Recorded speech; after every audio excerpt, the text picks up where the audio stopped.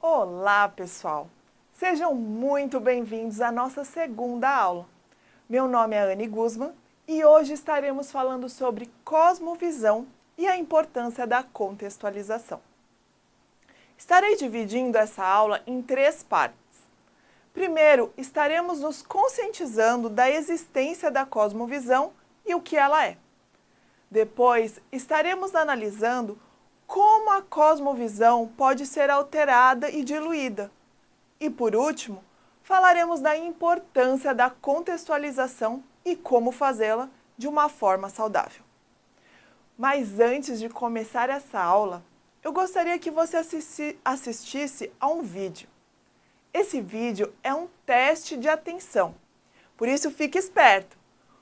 Existem 2 times de basquete no vídeo, um deles de preto e outro vestido de branco.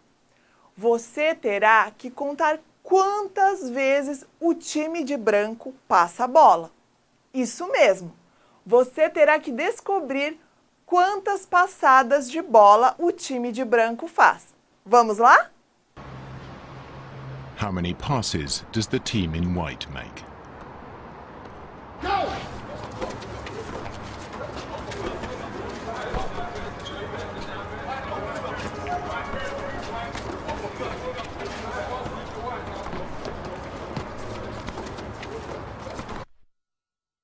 The answer is 13. But did you see the moonwalking bear?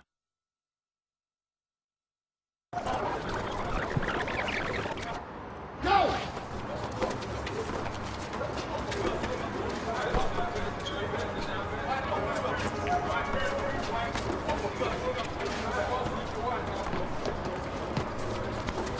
E então, você viu o urso da primeira vez?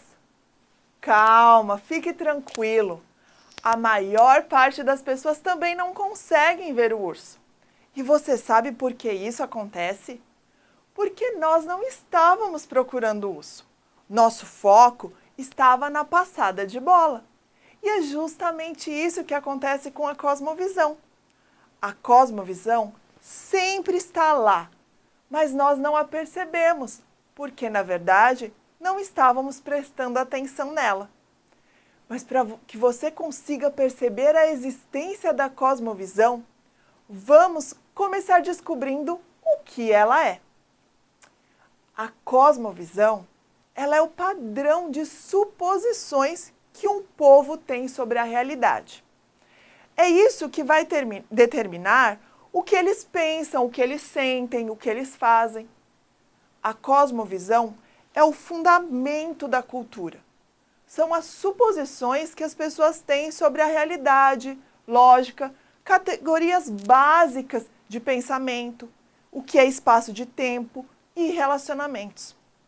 Por exemplo, se eu te convidar para uma festa e no convite diz que a festa vai começar às 15 horas, é muito provável que você vai chegar lá por volta das 13h15, 13h30, certo?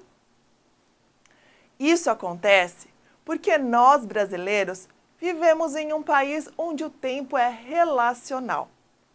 Mas isso não se aplica se, por exemplo, você for convidado para ir numa festa na Alemanha, onde o tempo é visto de forma pontual. Essas diferentes definições do que é tempo são decorrentes de diferentes cosmovisões. A cosmovisão, ela faz com que as pessoas vejam suas próprias suposições sobre a realidade como verdade absoluta.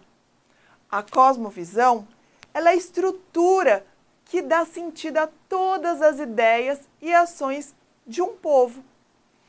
As pessoas realmente acreditam que o mundo é da maneira como elas veem e acreditam que aqueles que discordam do que elas estão pensando são errados, estão errados. A cosmovisão, ela pode de repente ser comparada a um iceberg. Podemos enxergar somente a ponta desse iceberg, certo? E ela é bem pequenininha, comparada à grandeza que existe embaixo dela, talvez 1000 vezes maior. Assim também podemos comparar a cosmovisão a este iceberg. Sua pequena parte visível são os nossos comportamentos e o nosso sistema sociocultural, como por exemplo, a religião, a política, o que pensamos sobre casamento, a nossa família. Já a parte inferior, que é muito mais profunda, sabe o que ela é? Ela é a cosmovisão. Mas por que isso é importante? Porque é a cosmovisão que vai nos fornecer a base de muitas perguntas básicas que eu e você temos durante a nossa vida. Como, por exemplo, o que é espaço e como você se relaciona com isso? Qual é o meu papel na sociedade? Quais são os diferentes tipos de seres que habitam no nosso planeta? O que é sucesso? Como podemos evitar, de repente, o fracasso ou lidar com uma doença? De onde venho? Por que eu existo? Para responder cada uma dessas perguntas, existe uma resposta diferente, dependendo da sua cosmovisão. Partindo do pressuposto que existem várias cosmovisões e que uma dessas cosmovisões é a cosmovisão bíblica, a qual deve nortear toda a nossa vida, independente da nossa cultura. Pode, de repente, surgir uma nova pergunta para você. E essa pergunta seria: o que é uma cosmovisão bíblica? E eu convidei o Dr. Silvano Barbosa, professor de Missiologia do NASP, para nos ajudar a responder essa pergunta. Olá pessoal, tudo bem? Eu só tenho alguns minutos para falar com vocês sobre cosmovisão, então vamos ao ponto.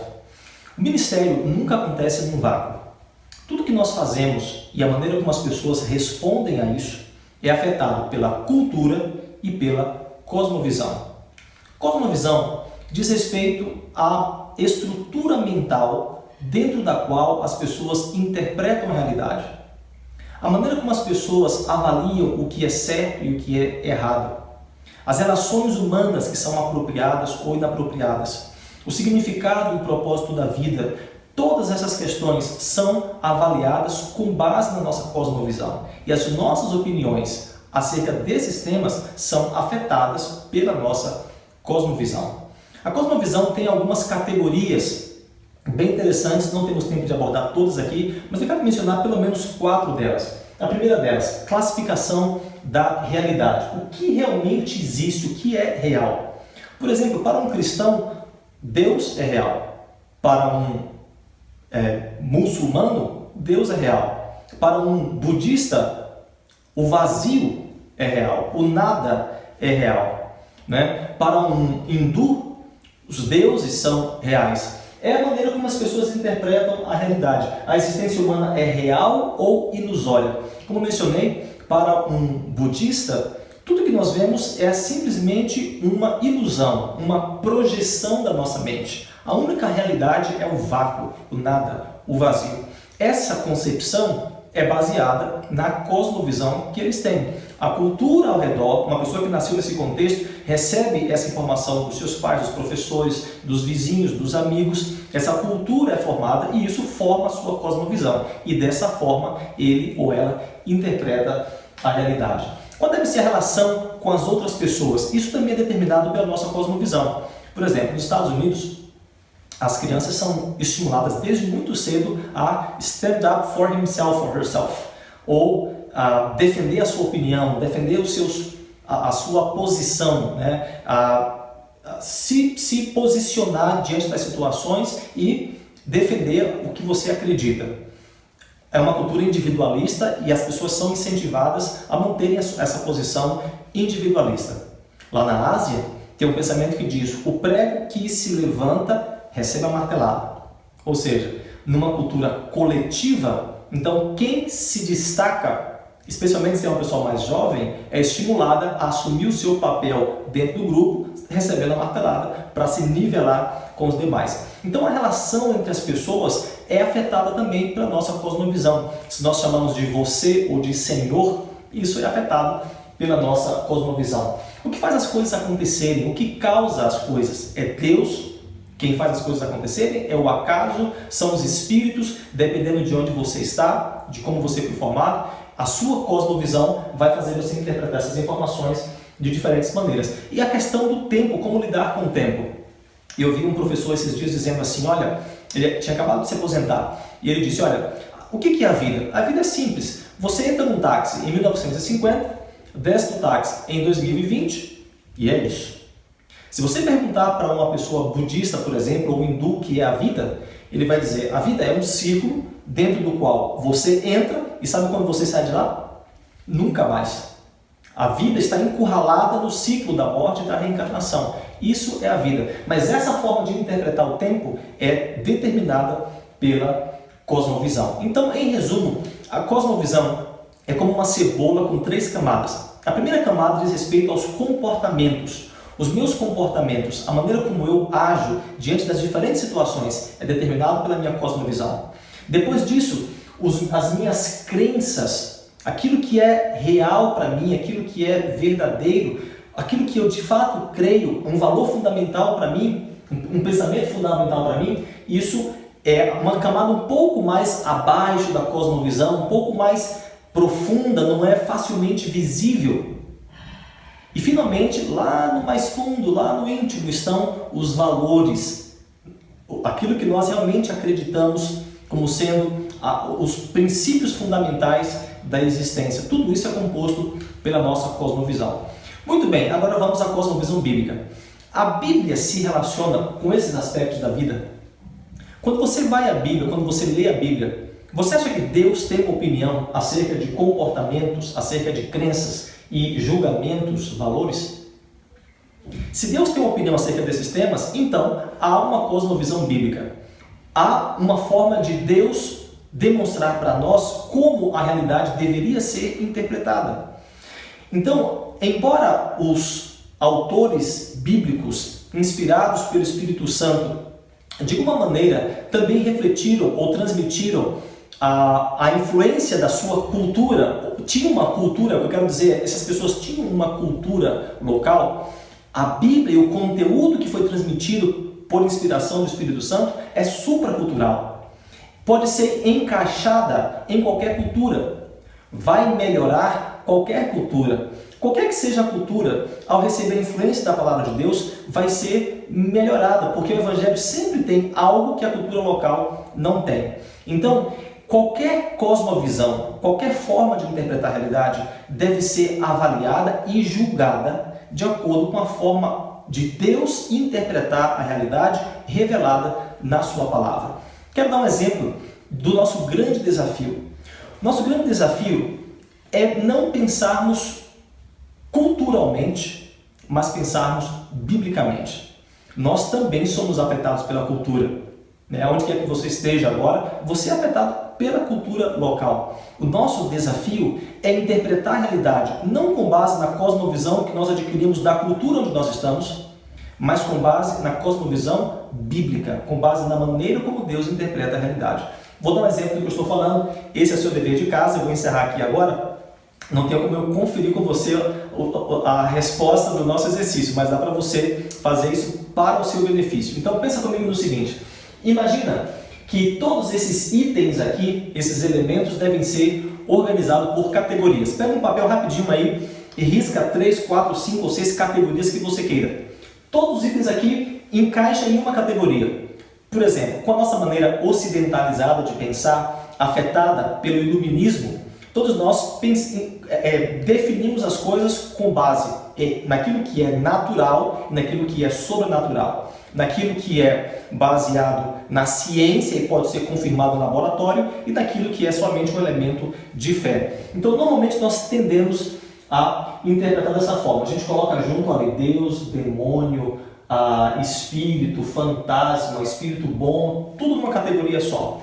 Depois nós colocamos, enfim, se nós temos aqui 500, 600 pessoas, nós teríamos pelo menos aí algumas centenas de formas diferentes de interpretarmos essa realidade aqui e de categorizarmos esses itens. Agora, se nós pensarmos do ponto de vista da cosmovisão bíblica, como é que nós organizaremos isso aqui? Do ponto de vista da cosmovisão bíblica, Deus está numa categoria única. Nada pode ser colocado junto com Ele. Por quê? Porque não há ninguém como Ele e Ele é o Criador. Somente Ele é Criador. Nada mais pode ser colocado nessa categoria. Então Deus se mantém numa categoria sozinho, na categoria de Criador. Tudo mais vem numa segunda categoria, que é a categoria da criação. Mas essa criação foi feita de maneira diversificada. Por exemplo, a Bíblia diz que nós somos criados um pouco menor do que os anjos. Então, os seres espirituais estão numa categoria diferente da nossa. Então, nós poderíamos categorizar aqui os espíritos bons, os demônios, os fantasmas, que são espíritos maus disfarçados, assim como os espíritos maus, que são demônios, tudo isso numa segunda categoria.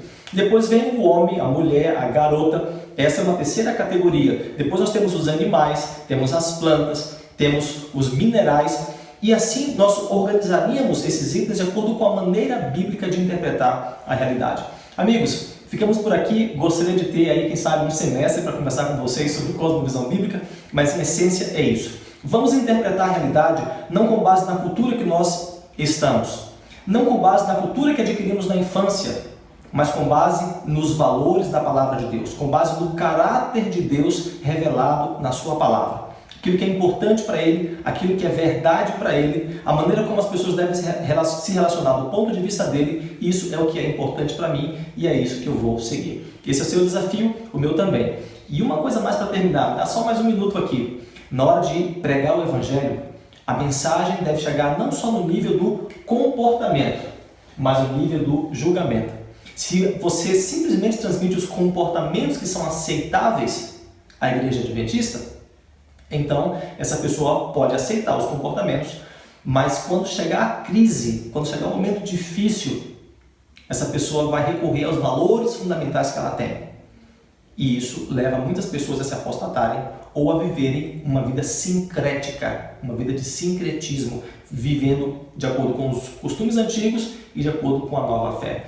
Deus abençoe você. Vamos pensar biblicamente em qualquer situação.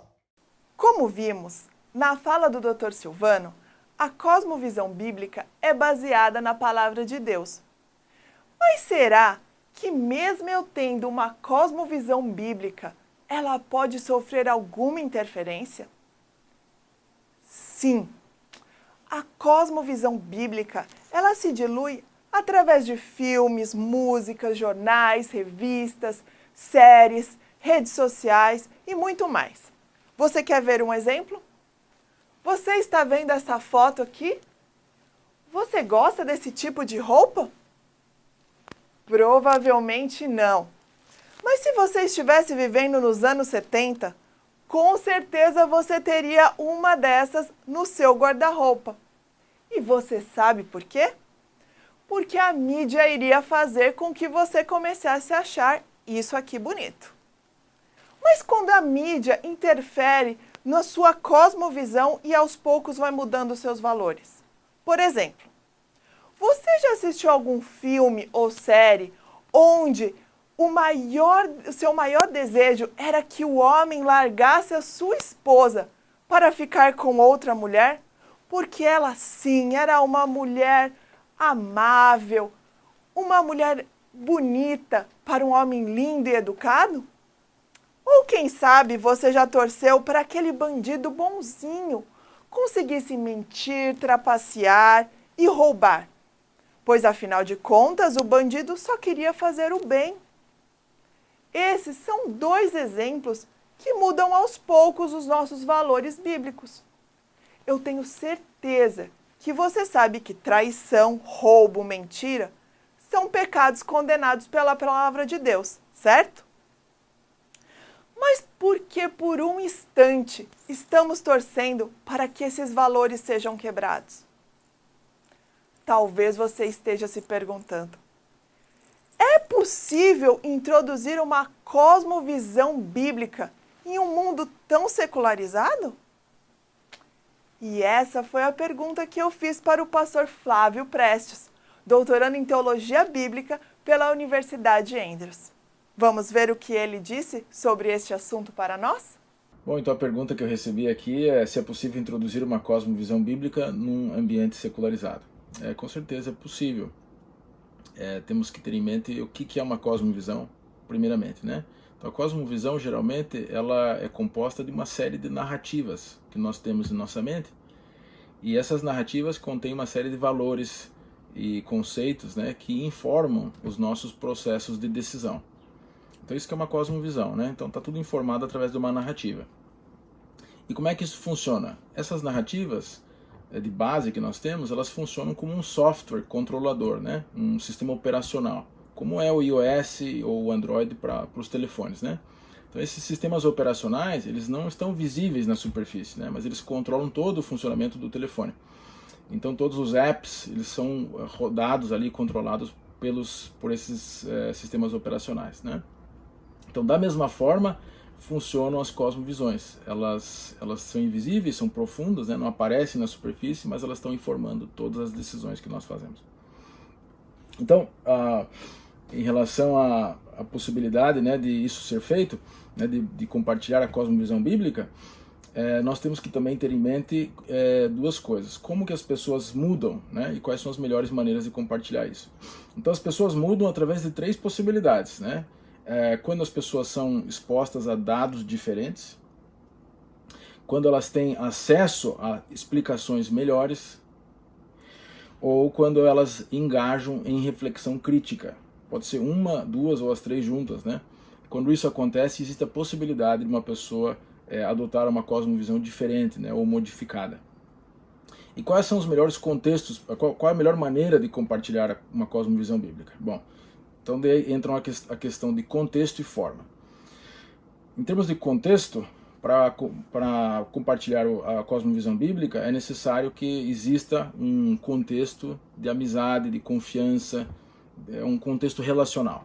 Então, quando não existe relacionamento, quando o contexto é frio, né, ou não existente um relacionamento, é difícil fazer esse compartilhamento. Mas quando as pessoas que estamos dialogando nos conhecem, confiam em nós e sabem que nós desejamos e procuramos o bem para elas, abre-se portas, né, que estão fechadas geralmente, né?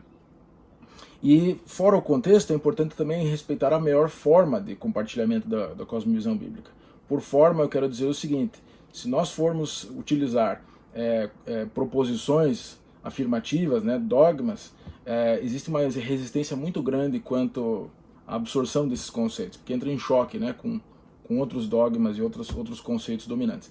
Mas se nós utilizarmos as narrativas bíblicas, elas penetram onde os dogmas não penetram. Então essa é a melhor maneira de compartilhar a cosmovisão bíblica, é através das narrativas, né?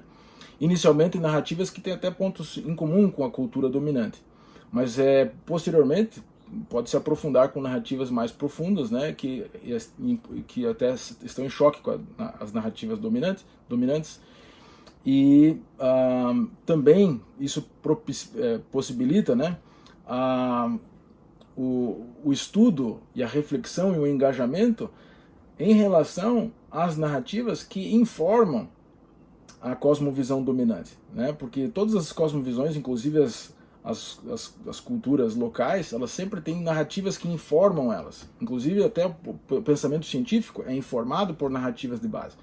Então, quando nós exploramos essas narrativas de base, ajudamos as pessoas a fazerem uma reflexão sobre aquilo que elas acreditam e oferecemos a elas novas possibilidades, novas narrativas, para que elas possam avaliar quais são as melhores explicações que nós temos para a realidade. Então, eu creio que é possível, eu creio que dá para fazer isso respeitando essas questões, né, de um contexto relacional e utilizando a melhor forma possível, que é a forma das narrativas. Agora, então, entramos no nosso último tópico da aula de hoje: contextualização.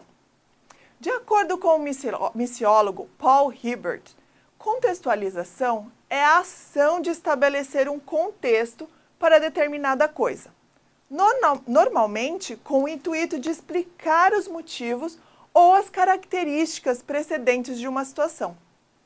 Mas o problema da contextualização é que pode significar muitas coisas diferentes para muitas pessoas. Para alguns, isso significa regar o evangelho ao menor denominador comum cultural. baixando os padrões da igreja e tornando o evangelho relevante a qualquer custo, fazendo uma teologia considerada liberal. Para outros, a contextualização pode ser considerada como algo inaceitável, muitas vezes podendo até ser chamada de heresia por alguns. Mas apesar de ser difícil encontrar um balanço no processo de contextualização, ela é inevitável, pois cada pessoa aplica a mensagem do Evangelho ao seu contexto. Veja esse exemplo. Se eu te mostrar essa imagem aqui, acredito que na hora você responderia para mim que é Jesus Cristo, certo? Mas e se eu te mostrar uma dessas imagens? Talvez a maior parte dessas imagens você não identificaria como uma imagem de Jesus Cristo. Aqui podemos ver nitidamente como Cristo foi contextualizado. Inclusive na imagem que você rapidamente disse ser Jesus Cristo. Porque Jesus, ele era um judeu. E na imagem, na primeira imagem, Jesus é loiro e de olhos azuis. Esse é só um exemplo que não interfere diretamente nos princípios bíblicos, mas pode fazer surgir uma outra dúvida. É possível contextualizar o Evangelho sem interferir nos princípios? E para responder essa outra pergunta, eu convidei o Dr. Lawrence Byrne. Ele é o responsável pelo treinamento e desenvolvimento de todos os missionários do Adventist Frontier Missions. Olá, meu nome é Lawrence Byrne e trabalho para a AFM como diretor de treinamento. Meu trabalho é treinar missionários e eu estou muito feliz de poder ter esta oportunidade de fazer parte desta conversa. Sobre a questão em si, é possível contextualizar sem comprometer o Evangelho? Bom, eu vou tentar solucionar essa questão e talvez fazer outra pergunta no final, mas desde já eu agradeço pelo privilégio de poder me juntar a vocês nesta conversa. Então, essa questão basicamente possui 4 pontos: a contextualização, compromisso, olhar para o Evangelho e princípios bíblicos. Se olharmos de perto a contextualização, uma definição feita pelo dicionário olha para ela como um estudo ou uma compreensão de algo que está dentro do seu contexto. Particularmente, é uma palavra e então de uma perspectiva missiológica que está olhando para a apresentação do Evangelho adequadamente como entendida pelo missionário, para um povo em um novo contexto de uma maneira que eles vão entender. Por outro lado, transigir implica em prejuízo ou acaba minando a ortodoxia missiológica. Há um homem chamado Daniel Shaw, professor de antropologia e tradução, em um de seus artigos chamado Além da Contextualização, em direção a um modelo do século XXI para habilitar missões. Neste artigo, ele explora a história da contextualização completa no imperialismo. Basicamente, ele assumiu que o Ocidente tinha uma cultura superior e também uma religião superior. Só que a conversão não foi para a religião, mas sim para a cultura. A tradução e a contextualização se afastaram disso, assumindo que eles precisavam levar este evangelho, esta verdade, aos ministérios compreendidos e traduzi-lo para que as pessoas locais pudessem entendê-los e depois conseguir adaptar para que pudesse ser aplicado em seu novo contexto. Todos estes 3 primeiros pressupõem que o missionário entende a verdade com precisão. E a missão do missionário é comunicar esta verdade. Shaw sugere que a encarnação é a expressão máxima do Evangelho. O que isso significa? Significa que Jesus veio como Deus conosco e a palavra se tornou carne, que é uma dimensão relacional que transcende simplesmente a transmissão da verdade conforme ela é interpretada e entendida em um contexto. Uma das peças que muitas vezes perdemos quando pensamos sobre a contextualização por missionários é que o Evangelho já foi contextualizado neste novo contexto, ou em um contexto de um missionário que, antes mesmo de tentar sair para onde a encarnação reconhece que há uma dinâmica entre Deus e o indivíduo que é relacional. Portanto, para concluir, gostaria de dizer que o Evangelho está fundamentalmente na encarnação, e, portanto, qualquer obra missionária que não esteja na encarnação viola fundamentalmente o Evangelho e o princípio bíblico. Gostaria de concluir contando uma história, mas antes de contá-la, gostaria de convidar você a assistir a um pequeno vídeo. É um resumo sobre o rei de Butão visitando uma vila que acabou tendo o coronavírus e tiveram que lidar com ele naquele país. E quero que você observe o que ele faz em relação às pessoas que estiveram na quarentena naquela vila. Se você perceber, eles estão usando um cadar. É um lenço branco que simula paz, prosperidade e felicidade. A história que ouvimos recentemente de alguém que vivia muito perto de lá e trabalhava com isso é um grupo de pessoas em particular. E essa história tem uma senhora budista que teve um sonho. E nesse sonho ela viu Jesus. E quando Jesus se aproximou dela, o que ela fez foi colocar um cadar sobre os seus ombros. Meus amigos, gostaria de sugerir que há uma imagem do Evangelho sendo contextualizada pelo Rei dos Reis. Ele não usou um símbolo ocidental. Ele apenas usou um símbolo que era familiar a ele e ao céu. Um símbolo que é utilizado também nos Estados Unidos ou no Brasil. Ele usou um símbolo que faria com esta senhora, a partir do contexto dela, de sua intenção de abençoá-la. Essa é a mensagem do Evangelho, se comunicando no caminho para que alguém localmente possa entender. Então, é possível que o Evangelho seja contextualizado sem comprometer os princípios bíblicos? Eu gostaria de retratar a menos que o Evangelho seja encarnado. Por outro lado, qualquer trabalho missionário pode se tornar uma violação fundamental do princípio bíblico e uma negação do Evangelho. A contextualização é um ministério de transformação, onde o processo de ensino, a disciplina redentora e a jornada transformadora andam lado a lado. Chegamos ao fim de mais uma aula. Espero que você tenha aprendido a contextualizar o Evangelho de uma maneira que a cosmovisão bíblica não seja alterada e os princípios bíblicos continuem sendo a base para uma contextualização eficaz. Fique com Deus e até a próxima aula.